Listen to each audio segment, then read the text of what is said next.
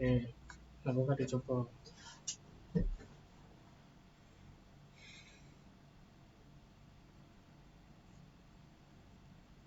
Oke, wes, di refresh.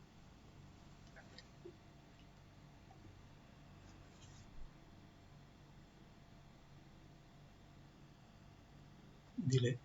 Itu di refresh. Oh, wes. Di play.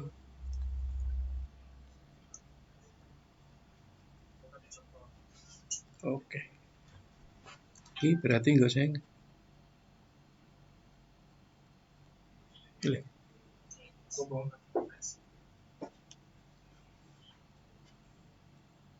Oke, simpul. Oke. Oke.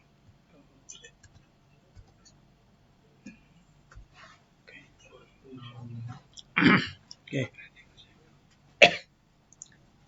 Kurang geser.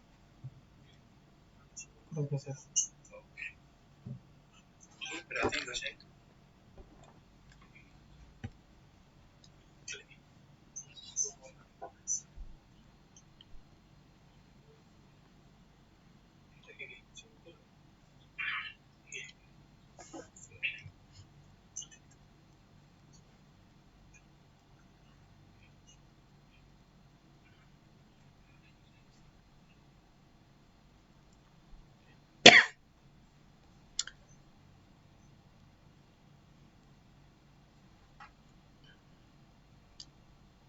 Semangat pagi. Oke, Mitra NASA dimanapun Anda berada, kita mulai pertemuan pada pagi hari ini lewat FB Pertanian Organik NASA. Bismillahirrahmanirrahim. Assalamualaikum warahmatullahi wabarakatuh. Semangat pagi, Mitra NASA dimanapun Anda berada, terutama di grup FB Pertanian Organik NASA. Pada kesempatan ini bertemu kembali dengan kami, salah satu seorang konsultan pertanian khususnya di hama dan penyakit dengan Bapak Agus Budi Setiono. Nah, pada pertemuan kali ini kita ingin mengupas mengenai maukah pertanian kita di bawah bayang-bayang racun. Nah, sebelumnya kita lihat film Bayang-Bayang Racun di bawah bayang racun, yang mana film ini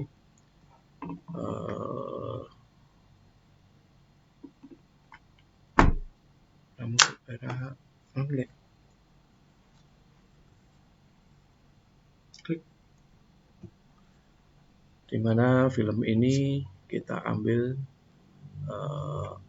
pencetusnya dulu, salah satunya seorang konseptor PHT, salah satunya ada Pak Kasumbogo Untung, Pak Triarso, Pak Suprapto, Pak Ida Nyoman Oke, yang salah satunya adalah yang semuanya adalah guru besar Fakultas Pertanian UGM, dan satu Pak Ida Nyoman Oke, beliau adalah guru besar di Udayana. Dan bayang-bayang VCD Bayang-Bayang Racun ini nanti bisa dilihat di YouTube, di mana ini kita ambil VCD-nya tahun 92 itu di daerah Tegal sama Brebes.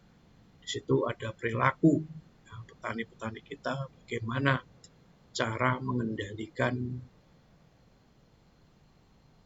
pertanian khususnya tanaman bawang di daerah Brebes dan Tegal. Nah, di situ nanti akan terlihat bahwa kita saat itu dan saat ini hidup dalam tekanan di bawah bayang-bayang racun. Bagaimana pencampuran pestisidanya, bagaimana menyemprotnya, nanti akan bisa dilihat di YouTube tersebut. Nah, untuk lebih jelasnya, ya, film nanti bisa dilihat di YouTube mengenai bayang-bayang racun, yang mana semuanya pengen pertaniannya itu sukses, pertaniannya itu menghasilkan, tapi tidak memikirkan kesehatan petaninya. Ya, itu. Nah, pada kesempatan ini saya akan mengupas bahwa maukah pertanian kita hidup di bawah bayang-bayang racun, terutama racun kimia. Saya yakin mitra-mitra semuanya tidak ingin.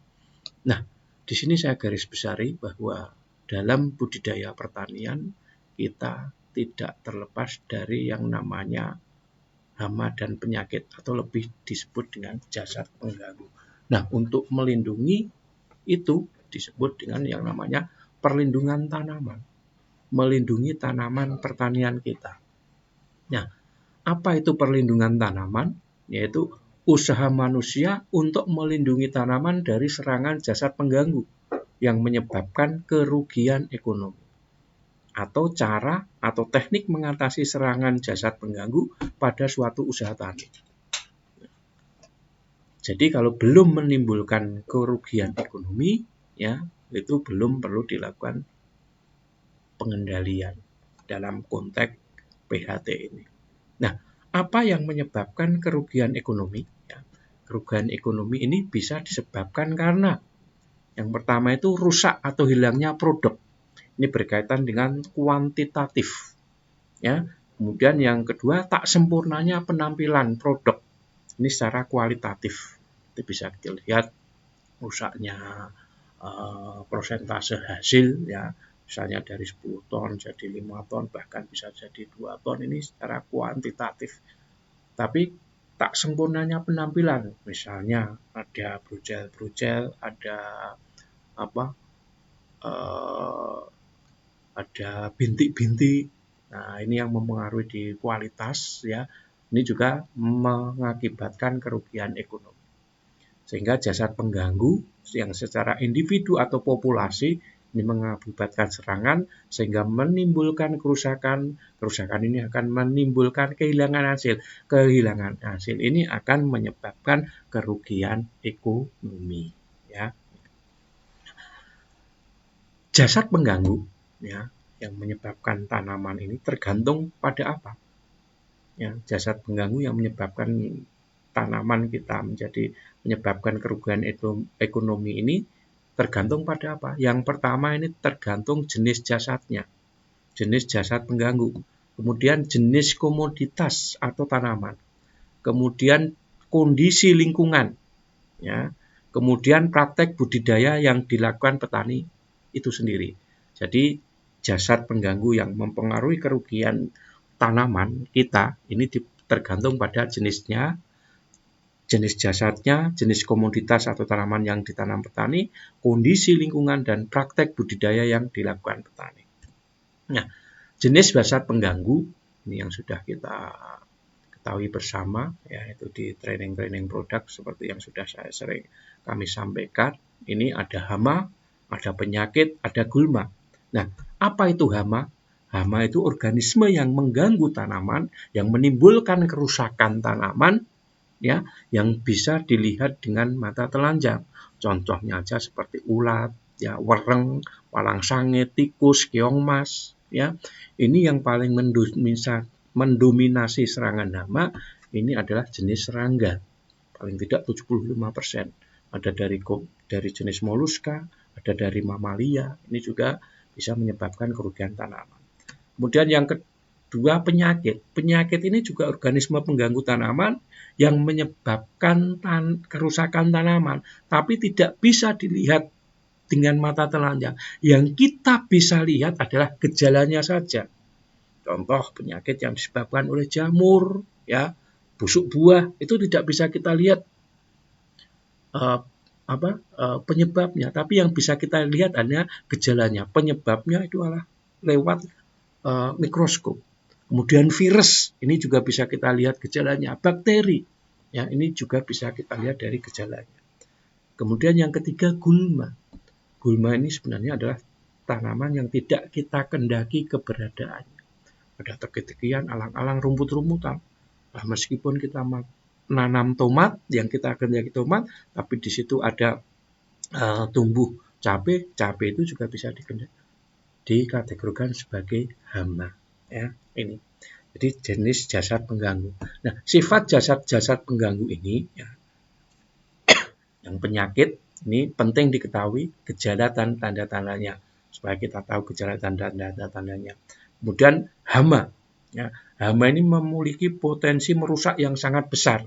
Antara lain karena apa? Karena berkembangnya cepat dan dalam jumlah banyak. Dan ini yang paling banyak menyerang adalah jenis-jenis hama seperti ini. Kemudian gulma. Gulma ini menyaingi tanaman utama jika sanitasinya ini kurang diperhatikan. Jadi perlu kebersihan lingkungan, sanitasi, ya ini juga perlu diperhatikan. Kemudian jasad pengganggu ini tergantung dari jenis tanaman yang diserang. Ya, jenis jasad pengganggu tergantung dari bagian tanaman yang diserang. Tanaman yang diserang apa? Yang bernilai ekonomi, misalnya buah kakao, ada busuk buah kakao, penggerek buah kakao, ya atau buah-buahan yang lain. Daun kubis, ya, penggerek batang tebu, ya, kemudian bagian yang diserang akar atau umbi kentang, kemudian ketela dan lain-lain. Kemudian jasad pengganggu ini juga tergantung dari sifat hamanya, ya, mudah dan cepat berkembang biak sehingga menimbulkan kerusakan yang sangat besar dan seterusnya. Ya. Kemudian yang selanjutnya adalah kondisi lingkungan. Nah, kondisi lingkungan ini juga akan mempengaruhi jasad pengganggu. Kondisi lingkungan ini berupa apa? Kondisi fisik seperti tanah, air, udara, yang secara lebih rinci ya ada suhu, curah hujan, kecepatan dan arah angin dan seterusnya itu akan mempengaruhi jasad pengganggu. Kemudian kondisi hayati, ini lebih cenderung ke musuh alami, seperti misalnya ada jasad lain sebagai pesaing, pemangsa maupun penghambat keberlangsungan hidup lainnya. Atau kemampuan jasad sendiri dalam menyesuaikan diri dengan kondisi lingkungan. Ya, ini juga akan mempengaruhi karena di mana ada hama pasti ada musuh alami, kondisi hayati yang ada di lapangan. Ya. Kemudian yang keempat adalah praktek budidaya yang dilakukan petani itu sendiri. Ya, praktek budidaya ini akan mempengaruhi keberadaan jasad pengganggu karena bisa menciptakan kondisi lingkungan kehidupan yang cocok untuk tanaman, yang pada gilirannya juga menjadi cocok untuk jasad pengganggu. Misalnya kita nanam padi, habis itu pantun, ya, kemudian pantun lagi, padi ya, padi, pantun yang sama saja. Ya, sistem tumpang sari, ya, kemudian harus ada jeda. Jadi jangan tanam secara terus-menerus. Nah, ini praktek budidaya yang dilakukan petani kita ini juga akan mempengaruhi jasad pengganggu. Kecuali kita punya teknologi yang luar biasa, ya, nanam habis melon lagi, habis jagung lagi, ya. Ini perlu kita perhatikan jasad-jasad pengganggu yang menyerang sebelumnya, ya, itu. Nah, di sini perlindungan tanaman seperti Anda lihat di VCD bayang-bayang racun, ini konsepnya hanya satu arah saja. Hanya ingin memberantas saja. Maka muncullah nanti ya yang disebut dengan konsep PHT. Pemberantasan, petani hanya ingin memberantas. Ini tidak benar, nah, ini salah. Ya, persepsi ini salah karena hanya tertuju pada satu jenis pengendalian saja. Sehingga dalam konsep perlindungan tanaman, pemberantasan, ingin memberantas kalau bisa tanamannya tidak ada serangan hama penyakit sama sekali, itu tidak dibetulkan. Ya, salah konsep pemberantasan. Yang betul adalah kita mengelola lingkungan pertanian kita bagaimana secara ekosistem ini bisa seimbang antara hama dan musuh alami. Nanti akan kita kupas bersama. Yang disebut dengan konsep PHT. Ya, pengelolaan hama terpadu.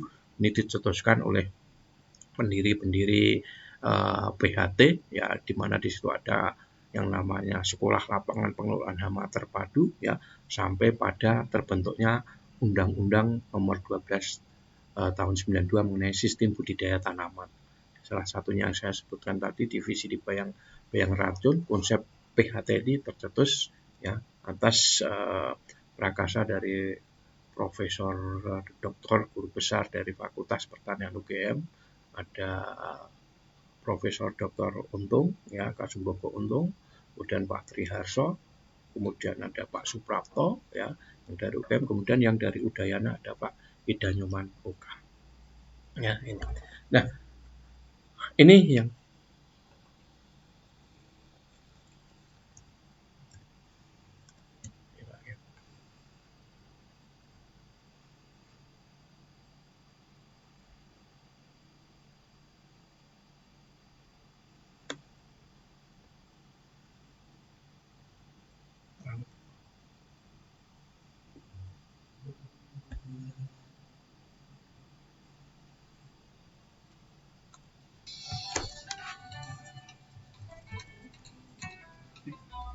oke, maaf ada gangguan sedikit ya, mengenai FB ya, mengenai apa hasil presentasi tadi. Kita lanjutkan. Nah, pestisida kimia. Ya, ini peta seperti yang saya katakan tadi, kalau divisi di bayang-bayang racun hanya mengandalkan pestisida kimia. Ini pendekatannya hanya satu arah. Ini persepsi yang salah karena hanya ingin memberantas saja. Nah, di dalam konsep BHT itu tidak dibenarkan. Ya, nah ini divisi di bayang-bayang racun nanti Anda bisa menemui simbol petani modern. Petani modern itu kalau sudah pakai tangki semprot, pakai capil, ya, kemudian membawa oplosan obat yang banyak, itu dia katakan petani modern. Ya, ini bisa dilihat divisi di bayang-bayang racun di daerah Brebes, daerah Tegal, di mana sana adalah sentranya bawang merah. Ya, ini. Nah, perilaku petani nanti bisa dilihat seperti itu. Ya, kemudian pengoplosan pestisida itu banyak sekali. Ya, yang terjadi di daerah Tegal dulu tahun 92 ya sampai saat ini. Ya, kemudian perilaku petani ya nyemprot sambil ngerokok itu tidak dibenarkan.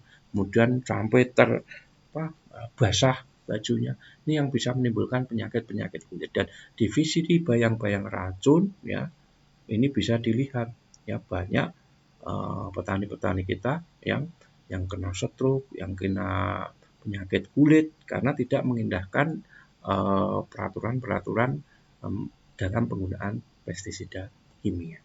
Ya, ini. Kemudian ada setelah disemprot, setelah dipanen, semprot lagi. Kita panen racun kalau di tanaman bawang. Ya, ini. Nah, kalau boleh saya ibaratkan, ya memang kalau kita sakit ini harus cari obat. Seperti kalau ibaratnya kita sakit flu, ya. Kalau kita sakit flu pasti kita cari obat. Ya, mungkin pakai ultraflu, ya, mungkin pakai sanaflu, ya. Tetapi apakah setelah minum obat dijamin flu kita pasti sembuh? Belum tentu. Ya, kita sudah minum obat ultraflu yang katanya Suroto itu ultraflu pasti dokter. Tapi apakah setelah minum obat flu dijamin flu kita pasti? Belum tentu. Kita sudah minum obat, kita masih bergaul dengan orang yang sakit flu, kita masih begadang malam, kita masih minum es, kita masih kurang istirahat, ya flu kita tidak akan sembuh. Demikian dalam konsep pengelolaan hama terpadu. Ya, faktor yang berpengaruh terhadap hama penyakit itu sangat-sangat banyak sekali. Ya, ini. Nah, salah satu yang ingin saya berikan pada mitra-mitra semuanya, kalau kita menggunakan pestisida kimia, ya, mitra-mitra yang pernah menggunakan pestisida kimia, pernah membeli pestisida kimia, di situ biasanya tertulis misalnya ada nama dagang. Misalnya mitra-mitra beli pestisida merek Agus 500 SC.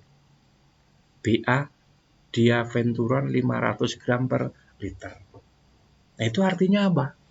Ya, Agus itu adalah nama dagang. Ya, bahan aktifnya pestisida itu satu, tapi nama dagangnya bisa banyak sekali. Ada Agus, ada Putih, ada merek-merek yang lain. Ya, 500 itu apa? Ya, 500 ini adalah konsentrasi yang mematikan. Ya, konsentrasi untuk mematikan. Ya, dosis ya ini berkaitan dengan dosis daya bunuh dari pestisida tersebut untuk hama. Ya, 500 SC. Ya, SC bukan Stockage Center, bukan di sini. Ya, SC di sini di dalam pestisida itu berkaitan dengan formulasi. Nah, nanti formulasi ini tidak hanya SC, ada ES, ada G, ya, dan lain-lain. Nanti akan kita kupas. Kemudian BA. BA ini adalah bahan aktif. Ya, salah satunya bahan aktif dari pestisida nama dagang Agus ini adalah Venturon. Ya, Venturon nama dagangnya salah satunya Agus. Dan masih banyak bahan aktif dari Venturon dengan nama dagang yang lain. Ya, ini. Nah, di dalam peredaran pestisida, ya, terutama pestisida kimia, ini diatur karena bahayanya dari penggunaan pestisida ini diatur dalam peraturan pemerintah nomor 7 tahun 73 mengenai peredaran pestisida. Nah, yang pertama, tiap pestisida ini harus, ya, didaftarkan kepada Menteri Pertanian melalui Komisi Pestisida untuk dimintakan izin penggunaannya. Nah, hanya pestisida yang terdaftar atau yang diizinkan oleh Menteri Pertanian boleh disimpan dan diedarkan digunakan. Nah, pestisida yang penggunaannya terdaftar atau diizinkan oleh Menteri hanya boleh disimpan, diedarkan dan digunakan menurut ketentuan yang ditetapkan dalam izin pestisida tersebut. Nah, tiap-tiap pestisida yang sudah ada izinnya harus diberi label dalam bahasa Indonesia yang berisi keterangan-keterangan yang dimaksud. Misalnya dosisnya berapa, khusus untuk hama ini, ya. Ini khusus untuk peredaran pestisida kimia dulu, ya. Nah, saat ini, ya, seperti produk-produk kita pestisida organik ini juga dalam rangka pengajuan izin, ya. Kebetulan ini untuk pestisida kimia. Yang untuk pestisida organik, ya, dulu untuk pestisida organik itu biasa karena tidak mencemar lingkungan dan itu bahan-bahannya itu ramah, ya, dari mikroorganisme, dari tanaman, ya, itu tidak masalah. Tapi sekarang karena peredarannya sangat banyak dan bermanfaat bagi kita, nah ini harus ada izinnya, ya. Ini, nah, mudah-mudahan produk kita pengendali hama organik, ya, untuk hama pestisida kita ini akan segera keluar izinnya, mudah-mudahan tidak sampai akhir 2020, ya. Mudah-mudahan ini segera akan keluar. Kita bersabar, kita berdoa supaya pestisida kita ini mendapatkan izin kembali, ya. Nah, prinsip penggunaan pestisida, terutama pestisida kimia ini, ya, ini harus kompatibel dengan pengendalian yang lain seperti komponen hayati. Harus efisien untuk mengendalikan hama terjangkauannya spesifik. Meninggalkan residu dalam waktu yang tidak diperlukan. Tidak boleh persisten dan jadi mudah terurai. Dalam perdagangan, transport, penyimpanan, pengembangan labelek harus memenuhi persyaratan keamanan yang maksimal. Harus tersedia attitude untuk pestisida tersebut, ya. Kemudian harus aman bagi lingkungan fisik dan biota. Relatif aman bagi pemakai dan harga terjangkau bagi petani. Nah, alhamdulillah sebenarnya prinsip penggunaan pestisida organik kita itu semuanya ada di sini. Ya, tapi kenapa, ya, sampai saat ini izin masih belum keluar juga? Ada apa? Ini yang tanda tanya besar, ya. Makanya kita harus bersabar.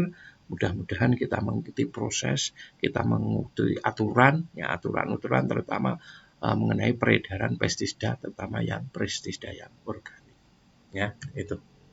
Ya, di dalam kelompok pestisida, ya, ini ada 4 jenis kelompok.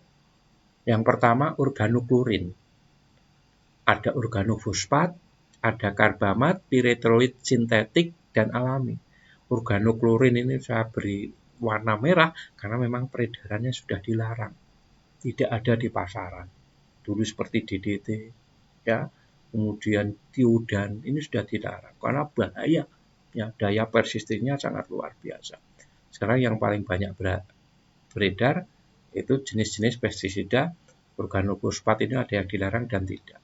Dan karbamat yang disarankan sekarang yang paling banyak beredar kalau pestisida kimia ini ada yang piretroid, yang sintetik, dan disarankan yang alami. Ini salah satu karakteristik, ya. Kenapa organoklorin ini dilarang? Karena daya racunnya luar biasa, paling tinggi, ya. Sasarannya untuk saraf kejang dan daya persistennya itu lama sekali, 20 tahun. Bayangkan, ya. Kemudian secara komersial banyak, spektrumnya lebar, peredarannya ini dilarang. Kenapa? Karena bahaya. Semua hama mati, semua musuh alaminya juga mati, berbahaya. Nah, organofosfat ya ini masih ada yang dilarang, ada yang tidak, karena ya memang bahaya bagi musuh alami. Tapi beredar. Kalau karbamat ya ini sasarannya juga sama sasarannya itu semua untuk saraf pusat ya. Nah, karbamat itu persistensinya lebih cepat dari organofosfat ya. Spektrumnya lebar ya, ada yang dilarang, ada yang tidak. Nah, terhadap musuh alami ini tidak terlalu perbesaran hayati, ini tidak terlalu berbahaya. Nah, ini yang disarankan biasanya yang jenis karbamat dan pyrethroid sintetik ya. Pyrethroid sintetik ini daya racunnya rendah, untuk saraf pusat mati ya, persistennya cepat, mudah terurai, apalagi yang alami seperti yang berasal dari ekstrak tanaman cepat sekali ya, spektrumnya sempit, peredarannya tidak dilarang dan itu disarankan ya. Perbesaran hayati ini tidak akan terganggu ya. Ini karakteristik dari pestisida. Nah, tadi SC ini berkaitan dengan formulasi pestisida. Ternyata di formulasi pestisida ini ada bermacam-macam, ada 5 jenis formulasi ya. Yang pertama ini adalah cairan emulsi yang berupa cairan. Ini biasanya dalam produk pestisida ini tertulis ES, ESC atau SC, B, ada S ya. Ini adalah ES ES itu singkatan dari emulsion soluble ya. Itu komposisinya dari bahan aktif, pelarut dan perata. Kemudian ada yang jenis butiran atau granul, biasanya G atau WDG. Misalnya ada furadan 3G, yaitu granul bentuknya ya. Ini komposisinya bahan aktif, bahan pembawa, talek, wasa, perekat dan lain-lain. Kemudian biasanya bersifat insektisida sistemik. Kemudian yang tadi ketiga formulasinya adalah debu atau das. Nah, komposisinya bahan aktif, zat pembawa, talek, dan biasanya kalau das ini kurang efisien, jarang dipakai. Kemudian tepung, ya, ini atau powder, biasanya WP atau WSP. Bahan aktif, komposisinya sama, bahan aktif, bahan pembawa, biasanya tanah hat atau talek dan tepung, ya bentuknya. Atau juga ada yang dari jenis talek ya, seperti dolomit itu aja bahan pembawanya. Kemudian oli atau oil ya, biasanya bentuknya adalah SCO. Nah, ini berisi larutan minyak seperti silin, karosen atau dan aminoster. Nah, ini biasanya untuk penyemprotan pada tanaman-tanaman kapas ya. Penyemprotan ULV ultra low volume pada tanaman kapas. Kemudian yang terakhir adalah formulasi fumigansia. Ini berbentuk uap biasanya untuk hama-hama gudang ya ini. Nah, cara kerja pestisida kimia ya, cara kerja pestisida ini yang kita kategorikan menjadi 4. Ada yang pestisida kontak, ini harus kena langsung, ya, kena sarafnya itu akan mati. Kalau tidak akan mati. Kalau tidak kena hamanya tidak akan mati. Ini yang kontak langsung. Kemudian kalau sistemik itu lewat jaringan tanaman, semprot. Kalau kena itu langsung mati, kalau tidak nanti makan jaringan tanaman dia akan mati. Ini yang dinamakan pestisida sistemik. Kemudian pestisida lambung, ini juga sama, akan memakan tanaman masuk ke lambung, nanti hamanya akan mati. Kemudian yang keempat adalah pestisida fumigasi. Ini tadi untuk vakum atau uap atau gas ya, biasanya untuk hama gudang. Nah, ini salah satu contoh ya. Kalau organoklorulin sudah dilarang, nah, salah satu contoh kelompok pestisida organofosfat diantaranya Anda mungkin pernah menggunakan kurakon, kalikon, monitor, suprasid, dusban, kormit, kanon, destan. Ya, kalau karbamat ini jenisnya karbofuran, furadan, marsal, lenet, sevin, petruf dan lain-lain. Ya. Kemudian kalau pyrethroid sintetik, ya ada pastak, pestok, bulldog, desis, arifo, sirpa, matador. Kemudian yang alami yaitu berasal dari ekstrak tanaman dan juga berasal dari mikrobia. Ya, ada pestona, metilat, ya pentana, BVR, glio, vitura, virexi, ya. Kemudian juga ada bacillus, ya. Kemudian ada merek-merek alami yang lainnya. Ya, ini. Nah, jenis-jenis pestisida, ya. Ini salah satu contohnya kadang ada yang namanya akarisida. Akarisida ini sebenarnya apa? Ya, akarisida itu racun. Racun untuk akarina sebenarnya, yaitu jenis tungu-tunguan atau kutu-kutuan. Di lapangan yang kimia banyak, seperti omid, mitak, agrimek. Nah, pentana ini masuk ke akarisida karena untuk mengendalikan tungu-tunguan. Kemudian ada bakterisida, racun untuk bakteri, ya, yang biasanya seperti agrep, kasumin, ya, ini bisa. Kemudian fungisida. Fungisida ini racun untuk jamur. Misalnya mitra-mitra pernah menggunakan antrakol, diton, ini adalah masuk dalam kategori fungisida, racun untuk jamur. Kemudian herbisida, ini rumput. Ya, ini rumput, ini contohnya rondat yang terkenal, gramoxone. Dan kemudian insektisida, ini racun serangga seperti deses, marsal, dan lain-lain. Kemudian moluskide, ya, moluskisida, racun untuk moluska, ya, seperti metapars, seputok, dan lain-lain. Nematisida, racun untuk nematoda, ya. Kemudian rodensisida, ini racun untuk rodentia, ya. Ini seperti tikus, ya, ini bisa kategorikan di rodensisia. Jadi kalau kita ingin mengendalikan hama atau penyakit, jangan sampai salah kita memilih pestisidanya, ya. Nah, di dalam penggunaan pestisida, terutama pestisida kimia, kita harus mengacu pada 5T. Apa itu 5T? 5 tepat. Yaitu kita harus tepat dosis, tepat jenis yang pertama. Jenisnya apa? Ya. Jangan sampai Anda mau menyemprot hama, Anda menggunakan fungisida untuk penyakit, untuk jamur, Anda akan mati. Ya. Apalagi yang fatal, ya. Anda mau menyemprot hama menggunakan herbisida untuk rumput, tandurannya mati kabeh. Ya, harus tepat jenis, ya, apakah itu untuk hama ataukah untuk penyakit ataupun untuk gulma, apakah mau menggunakan herbisida, fungisida, bakterisida ataupun menggunakan insektisida ataupun akarisida. Tungu-tunguan ini yang paling banyak. Tungu-tungu itu termasuk akarina. Akarisida itu yang paling bagus, ya. Kemudian yang kedua tepat dosis. Dosisnya harus tepat. Ya, jangan sampai melebihi dosis karena nanti ini akan bersifat dari resisten. Kemudian cara, ya, caranya bagaimana? Apakah itu disemprotkan, apakah itu disuntikkan, apakah itu ditaburkan, apakah itu harus ditugal? Nah, ini caranya juga harus bagus. Kemudian waktu, ya. Waktu penyemprotan yang paling bagus itu untuk hama itu sore hari. Bahkan kalau mau malam hari. Kalau pagi ya pagi-pagi betul. Ya, karena hamanya masih aktif, terutama untuk menyemprot ulat, ya. Tapi biasanya petani kalau suruh nyemprot malam males. Misalnya pagi nyemprot, ya, sore nyemprot, malam nyemprot, ya, males, ya.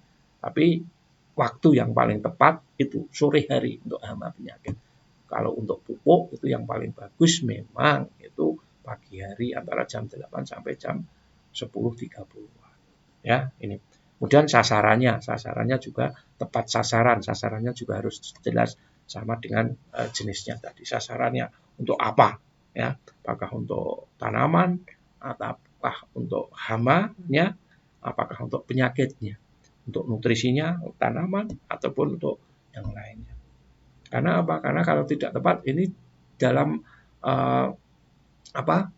penyemprotan pestisida ini juga akan dipengaruhi oleh angin. Angin itu juga kita harus mengikuti. Arah angin itu harus kita ikuti cara penyemprotannya. Kemudian suhu udara ini juga harus kita ikuti, ya. Kelembapan, curah hujan yang tinggi pas hujan-hujan kita tidak disarankan untuk menyemprot, ya, ini. Karena apa? Cara tepat, ya. Karena bahaya dari penggunaan pestisida kimia terutama, ya. Ini bisa menimbulkan yang namanya resistensi. Hama menjadi kebal, ya, resurgensi, ledakan hama sekunder, musnahnya musuh alami, pencemaran lingkungan, gangguan kesehatan, resistensi, ya. Hama disemprot itu tidak mati, malah gebes, ya, jugat-juget, ya. Ini resisten, kebal, ya, ini karena kita terus melakukan dosis tinggi, akhirnya lama-lama hama menjadi kebal.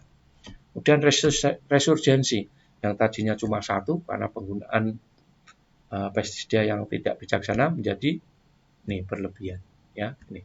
Bisa dilihat di sini ya. Hamanya tambah menjadi banyak ya, berkembang banyak. Kemudian ledakan hama yang tadinya bukan hama utama menjadi hama utama ya, seperti wereng ya. Kemudian ada keong mas. Keong mas itu dulu bukan hama utama, tapi sekarang luar biasa. Ya, di mana-mana keong mas ini menyerang pada tanaman padi ya. Kemudian matinya musuh alami ya, laba-laba, belalang sembah, kemudian tikus ya.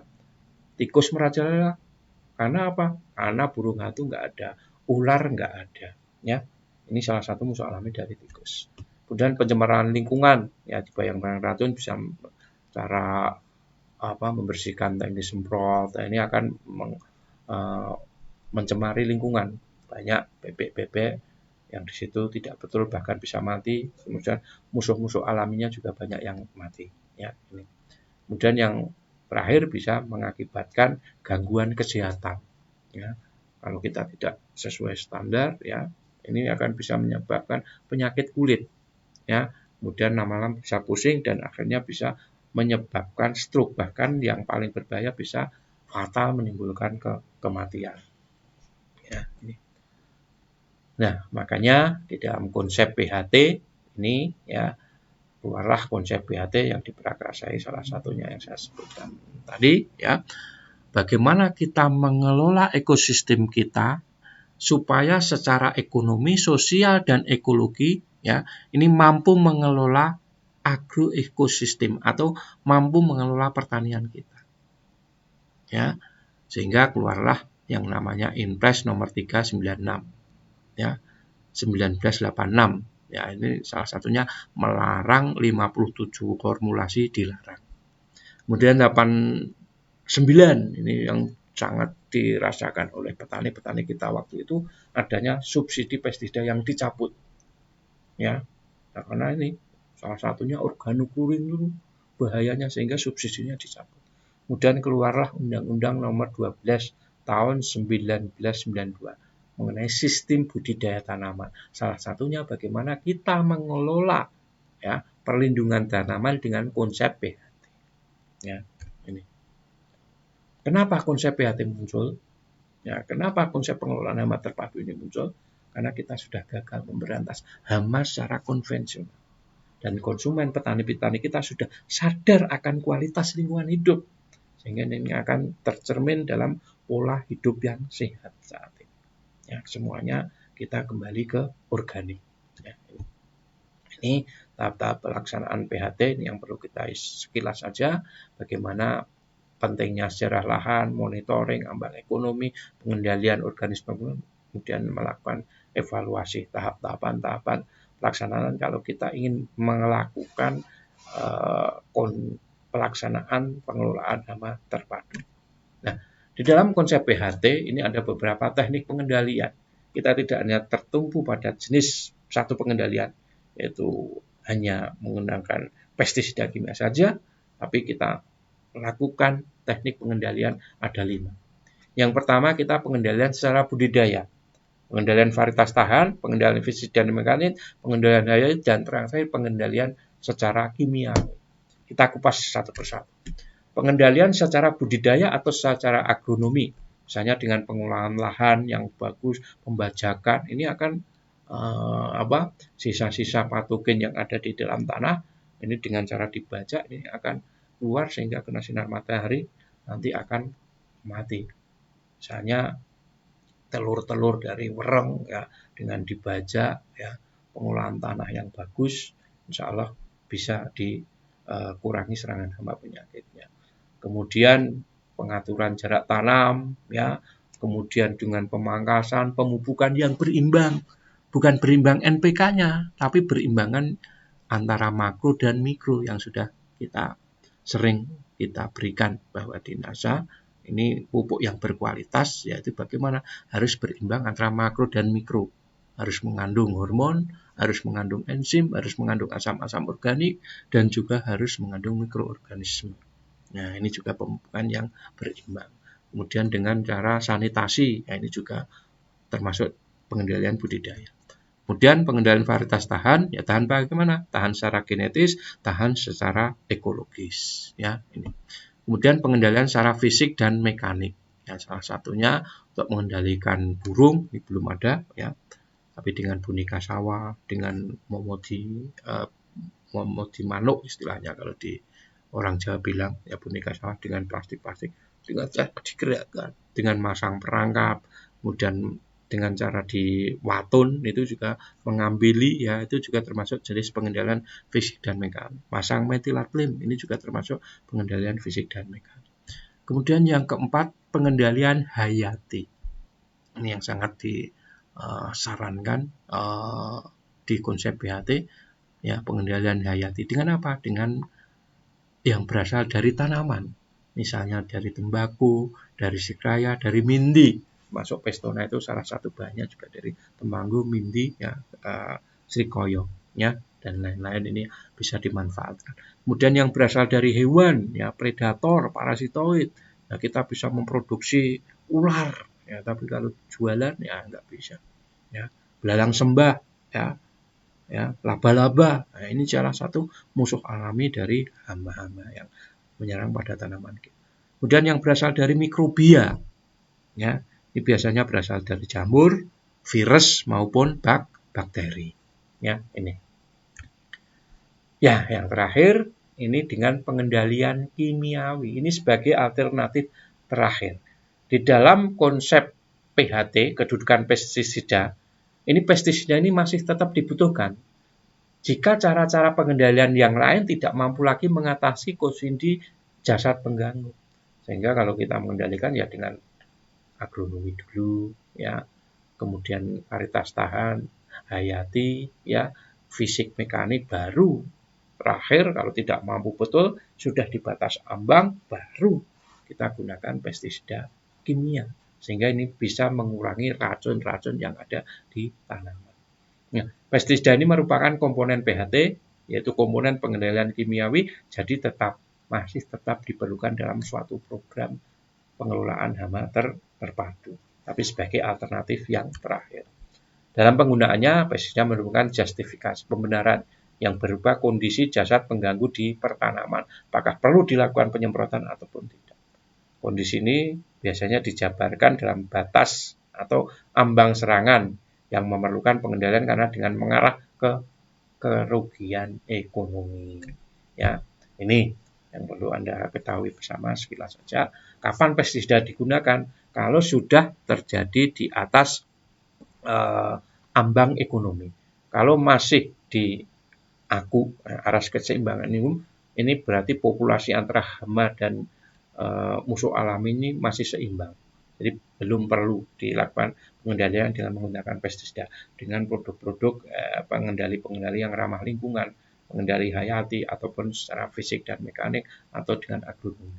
Ya, baru kalau sudah di atas ambang ekonomi, AE, aras luka ekonomi atau ambang ini baru dilakukan pengendalian. Tapi kalau sudah di atas ALE, aras luka ekonomi, sudah terjadi kerusakan berat. Ini percuma kita lakukan pengendalian meskipun dengan penyemprotan ini. Nah, biaya yang kita keluarkan tidak akan kalau boso Jawa itu cucuk, tidak akan seimbang dengan hasil yang diharapkan. Sebaiknya ganti dengan tanaman yang baru, tidak usah dilakukan pengendalian lagi. Kalau sudah di atas aras luka ekonomi itu kerusakannya berat, sudah di atas 60%, bahkan sudah 70%, 80%, ya. Ini salah satu contoh penetapan nilai ambang ekonomi, nanti bisa sebagai gambaran, bisa tanyakan di PPL setempat untuk penggerek batang itu berapa, wereng punggung putih, warang sangit, ulat gaya, kutu, nah, penggerek tongkol jago, ulat gaya, klip, tomat. Nah, sebagai contoh saya ambil penggerek batang padi yang sangat mudah, ya. Penggerek batang padi ini ya disebabkan oleh ngat, ada penggerek padi bergaris, ya, atau silosporalis, ada penggerek batang padi putih, ya, ada penggerek batang padi merah jambu, penggerek batang padi kuning. Itu ada 4 jenis penggerek batang. Yang mana penggerek batang ini kalau fase vegetatif itu mudah dicabut. Biasanya orang menyebutnya dengan serangan sundep. Ya, ini disebabkan oleh penggerek batang. Salah satunya yang keempat ini penyebabnya. Kemudian kalau sudah fase generatif, ya, ini biasanya dia juga mudah dicabut. Tapi malenya kosong, putih hampa. mudah dicabut. Ini orang yang kalau orang Jawa menyebutnya kena sundep. Ya, ya, sundep itu vegetatif, kalau yang kreatif orang menyebutnya dengan beluk. Ya, kena beluk, serangan beluk. Tapi sama-sama sundep, ya, bukan sundep bolong ya, tapi sundep sama beluk itu sama-sama disebabkan oleh penggerek batang padi. Mungkin bergaris, mungkin merah jambu, mungkin penggerek batik kuning, atau penggerek batang padi putih. Nah, ini contoh kalau kita mau menerapkan konsep BHT, ya, kita lakukan pengamatan, ya, tanaman padi yang terserang penggerek batang, ya. Ini tanaman yang terserang berapa? Kemudian nanti diamati jumlah telur, ya, per meternya berapa, larvanya berapa. Nanti di situ ada ulatnya seperti itu, ya. Nah, nanti kita cocokkan, ya, hasil pengamatan itu kita cocokkan ambang ekonomi, ya, untuk penggerek batang padi. Ini kalau kita temukan satu kelompok telur per meter persegi atau intensitas serangannya itu rata-rata 10%, nah ini baru kita pakai pestisida kimia. Tapi kalau belum, kita bisa menggunakan PVL, kita bisa menggunakan Pestona, ya, atau dengan pengendalian secara budidaya, ya, itu. Nah, ini yang bisa kita ambil pengendalian untuk penggerek batang, misalnya kita tanam serempak 3 sampai 4 minggu, ya. Kemudian membuang atau membenam tanggul jerami sebelum diolah tanah itu, karena sisa-sisa itu penggerek batang itu ada di tanggul-tanggul jerami. Kemudian hindari kelebihan pupuk nitrogen. Ini mudah sekali menyebabkan penggerek batang, apalagi di musim hujan. Kurangi urea, kurangi pupuk yang mengandung nitrogen yang berlebihan. Kemudian buang bibit yang ada telur, karena ini penggerek batang ini juga bisa bertelur di pembibitan. Ini kita ambil, ya. Kemudian pada saat pembibitan bisa disemprot PVR, ya, antara umur 7 sampai 10 hari. Kemudian setelah tanam bisa disemprotkan PVR atau Pestona, yang tidak 1 sampai 2 minggu sekali, ya. Itu. Ini penting, ya, bahwa yang namanya hama dan penyakit ini sangat kompleks. Ya, faktor yang berpengaruh terhadap tanam, terutama hama penyakit, ini sangat kompleks. Sehingga kalau kita berbudidaya, kita nanam padi misalnya, harus betul-betul kita amati faktor-faktor. Harus kita evaluasi. Ada apa? Kok bisa ada serangan penggerek batang? Kok ada wereng? Ya, kemudian ada serangan-serangan yang lain. Karena faktor yang berpengaruh terhadap hama penyakit sangat kompleks. Jarak tanam itu juga mempengaruhi, pengairan, kemudian irigasi, ya, sehingga kita terus melakukan evaluasi, ya, untuk tanaman kedepannya, ya, ini. Karena kita juga harus menyesuaikan dengan konsep BHT, kita harus lebih banyak memberikan musuh alami yang ada di lapangan. Contoh musuh alami diantaranya ada laba-laba, kemudian ada ular, ada burung hantu, ada capung, ada belalang sembah, ya. Kemudian yang berasal dari mikrobia, ini ada BVF, ya. Kemudian ada metarhizium, ya. Kemudian ada grio, ya. Ini bisa kita manfaatkan, kita perbanyak di lapangan, ya. Ini salah satu contoh belalang sembah, ya. Nanti di halaman tikus, ya. Ini bisa burung hantu, ya. Kalau di sawah bisa kucing, kalau di rumah bisa kucing, ini kemudian juga anjing. Nah, itu saran dan solusi kalau kita ingin berbudidaya, ya, di dunia pertanian. Yang pertama, kita harus tanam, ya, varietas yang tahan terhadap hama dan penyakit tertentu. Misalnya kalau mau tanam padi, kita harus tanam varietas yang tahan terhadap wereng misalnya, ya. Kemudian yang kedua, kita harus tahu betul teknis budidayanya. Di NASA itu sudah banyak sekali, ya, teknis budidaya bisa dilihat. Dan pupuk organik ini penting, wajib hukumnya kalau kita ingin bertanam supaya tanaman kita itu terjadi keseimbangan antara hama dan musuh alami, ya. Teknis budidaya dan pupuk organik itu sangat penting. Ya, teknis budidaya Anda bisa dipelajari PT Natura Nusantara sudah banyak menyediakan jenis teknis budidaya apapun, insya Allah ada di PT Natura Nusantara ini. Anda tinggal mempelajari ya, baik yang bergambar maupun yang tidak bergambar. Kalau tidak, nanti bisa langsung berhubungan dengan TS kami. Ya. Kemudian peramalan hama dan penyakit ini juga sangat penting, yaitu monitoring. Ya. Kemudian penggunaan pengendalian secara biologi, pengendalian secara hati-hati ini sangat diharapkan. Dan penggunaan pestisida botani. Pestisida botani adalah pestisida yang berasal dari ekstrak tanaman. Kalau pengendalian biologis itu kita lebih banyak memperbanyak musuh-musuh alami yang ada di alam. Misalnya dengan penyemprotan BBL, korin, ya, kemudian memperbanyak glio, ya, kemudian dengan metarisium, dengan bacillus dan lain-lain. Ya, itu solusi dari kami, ya. Mudah-mudahan bermanfaat pertemuan pada pagi ini. Mudah-mudahan kita semuanya bisa terhindar dari racun-racun yang akan merasuki dunia pertanian kita. Salah satunya marilah kita gunakan produk-produk yang ramah lingkungan, produk-produk yang organik, ya.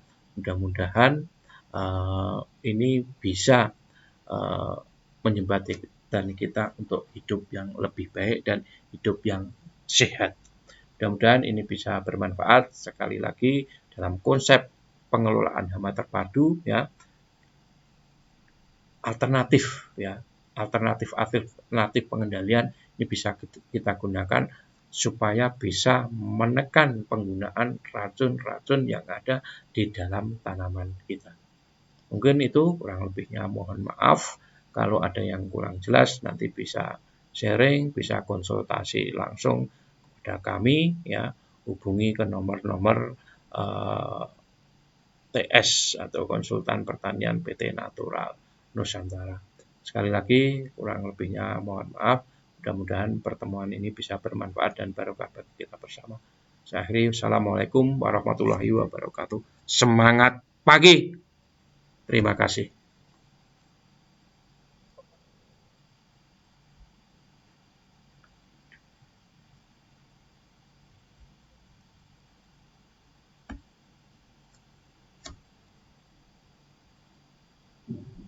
Ding.